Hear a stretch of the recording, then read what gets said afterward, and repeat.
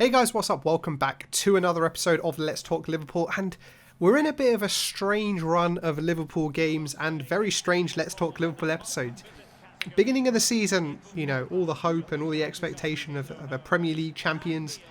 Season started off very well. We were up the top of the league, had a bit of a gap, but more recently things have taken a very, very strange turn. I guess a turn that inevitably was going to come at some point. We couldn't keep up the way we were playing forever, but one that's, I guess, a little bit strange and perplexing in terms of how it's happened, but also it doesn't necessarily seem obvious what the answer is, and I think that's one of the things that I think myself and other Liverpool fans are kind of struggling with, because it doesn't look like there's an easy answer to the problems and struggles that we're currently facing. And it very much seems like, particularly against the teams in the lower half of the table, the games either go one or two ways. They either go the same way the Palace game went, the game against Wolves earlier in the season, the way against Leeds earlier in the season, or they go this way, where it's like the Burnley game, the Newcastle game, the Fulham game, the Southampton game almost.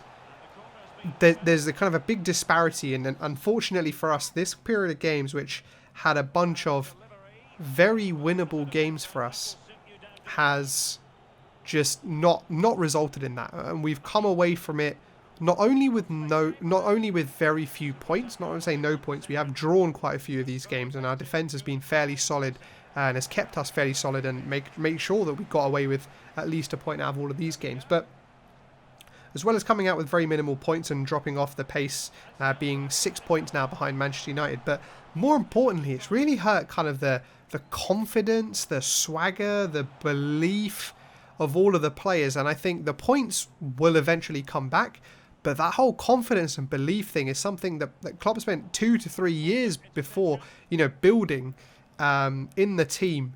And it's all. I don't want to sound too kind of doom and gloom, but from what we've seen, not only for one or two isolated games now, but for a continued period of time, is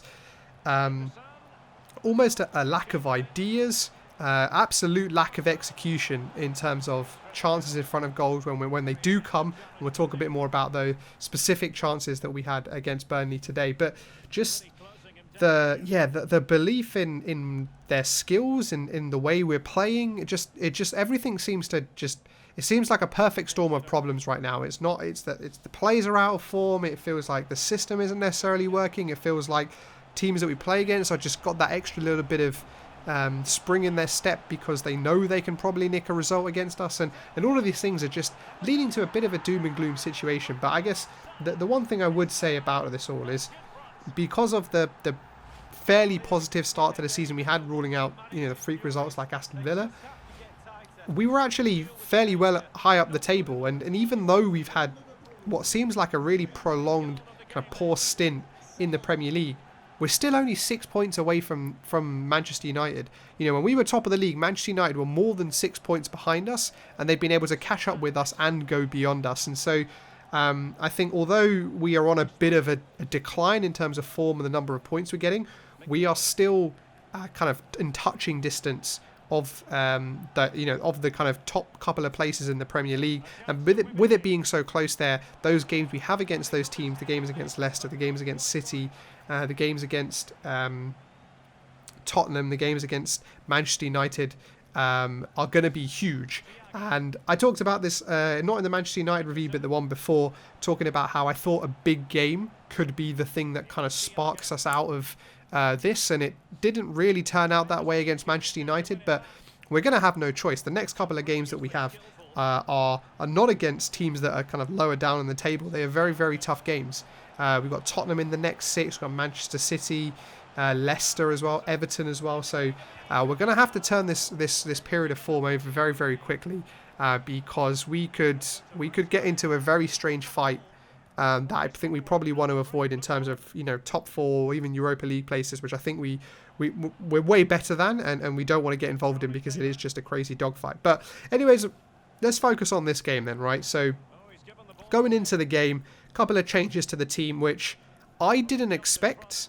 I thought Klopp had pretty much stuck with his kind of strongest team almost, and I kind of almost expected Klopp to trust those players to play themselves kind of into form and play the way into the game to get the result for us.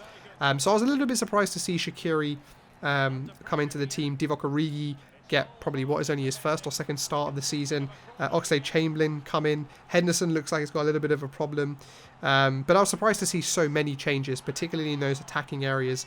And it's not like we have, those like very good attackers on the bench that, come on and nick a goal like a Solskjaer was back in the day. Or, Chicharito. They're great examples of players who were kind of on the bench, but, if you needed them to do a job from the start, that they could. Divock hasn't really showed that. Shaqiri showed himself more as a kind of creative player for the front three,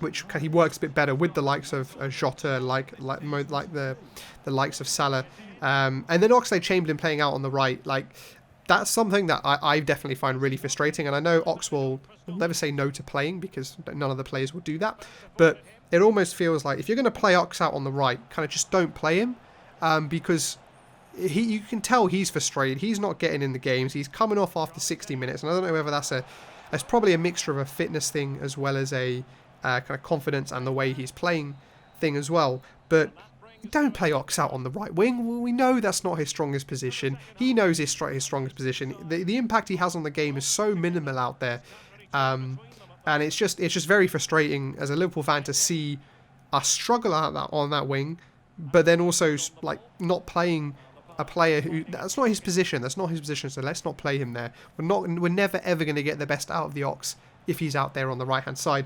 But first half, I don't know. We seemed a little bit nervous, I think, going into the game, and I think Burnley kind of sensed that, and that only got stronger and stronger as the game went on. Particularly in the second half, Burnley smelt blood 100%, and that's what led them to, what's probably against their nature a little bit. Push forward, commit that extra man, and probably arguing it's probably what Manchester United probably should have done on Sunday, and I think we almost kind of encouraged that because of how sloppy we were in the chances we made, in the way we were playing, the crosses we were putting into the box, etc, etc. But in the first half, we kind of controlled most of the ball and possession like you would expect. Divock Origi had a couple of chances, but straight at Nick Pope. Nick Pope's a very solid keeper. He's not going to be making Karius type mistakes. And so that was very, I guess, kind of frustrating. But you know what? We were creating some chances. We were creating some shots on target. And so you thought, you know what? Keep playing this way. And maybe something will break our way. Unfortunately, it did for us. Ben Mee was like a long way away from his goalkeeper and tried to play a back pass, which he completely messed up. Divock Origi was through one-on-one with the goalkeeper. And unfortunately, he went and smashed the ball against the bar. And that pretty much sums up everything about Liverpool over the past month or so. Even when given a chance, still fluffing their lines, so close to making something happen, yet so far. And I don't know, it probably, and the frustrating thing about it is, I would expect any one of the normal front three in that situation, given even their current form, would have put that away. Even Bobby Firmino, with the chances he's missed over the past couple of games, I thought would 100% put that chance away.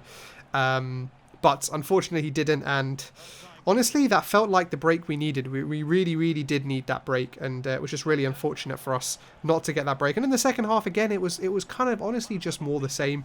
We were holding the ball, playing the ball around, on the wings, getting the crosses into the box. But the thing that frustrated me, and obviously none of those crosses led to anything, hence we didn't score. But the thing that frustrated me most about the crossing was that it just didn't feel like we were even trying to cross to one of our players. It felt like we were just not lumping the ball, but we were just putting the ball into the box, into an area, hoping that, a Burnley player would make a mistake, or one of our players would kind of, get in front of a Burnley defender and nick the ball in. And you just can't play that way. You can't play that way. There's certain opportunities where you hit and you put a ball into a good area and you hope that someone can get onto it, but you can't keep doing that again and again. And I don't want to be too critical of Trent and Robertson because we still need to keep getting those balls in there, because a big part of the way we play is down to the fullback. So if we stop getting the ball into the box, a big part of the way we play from an attacking perspective is just completely out of question. So we need to keep getting those balls in the box, but just try and aim towards a player. I feel like we were just kind of aimlessly putting balls in the box and without any clue. And even when Salah and Firmino came on, we really struggled to make any chances. And I don't think it was as much a kind of a lack of creativity, but it was just they just didn't know what to do. And I don't. And the thing I said at the beginning was, there doesn't seem like an obvious way out of this. Maybe it's a change in system. You know, Klopp stuck with this 4-3-3 for over 3 to 4 years now. Maybe it's time for a change of system, not only to kind of refresh our players, but also pose a different challenge to the opposition as well. Because the opposition have been seeing the same looks, they've been seeing the same plays, etc., etc., and it's become easier now for players and teams and managers to set up against us. But yeah, obviously they got the penalty. It was a penalty. There's nothing we can really do about that. It is what it is. Firmino should have done a little better in terms of just staying with Ashley Barnes rather than just kind of letting him go. But everything just kind of summed up that game. We didn't deserve to win. I don't think Burnley deserved to win, but they gambled when they sensed some naivety on our side, and fair play to them. They go away with the 3 points, which is huge for their relegation battle this season. But yeah, I think the shout out to Klopp in this episode, there's going to be no man of the match, obviously, but the shout out to Klopp, I think, is still very much around trying something different, whether that be system, personnel. We can't really do much more because of the injury situations we have. Playing players in their right position, I think, is a big thing. But just trying something different, whether it be two up top, maybe 4-2-4 formation, whatever it might be. But we're going to have to turn something around fairly quickly, because we can't keep dropping points against teams like this, because we'll get found out against the bigger, more difficult teams. But it's a very frustrating game overall, and yeah, lots to take away, lots to improve on, and hopefully next time out, we've got an FA Cup game next up. Hopefully that can distract us a little bit, but next time out, hopefully something's different, because something needs to be different. But thank you guys for watching this episode. Yeah, let me know your thoughts on what you think maybe Liverpool could do differently. But thank you all for watching, and I'll catch you on the next one.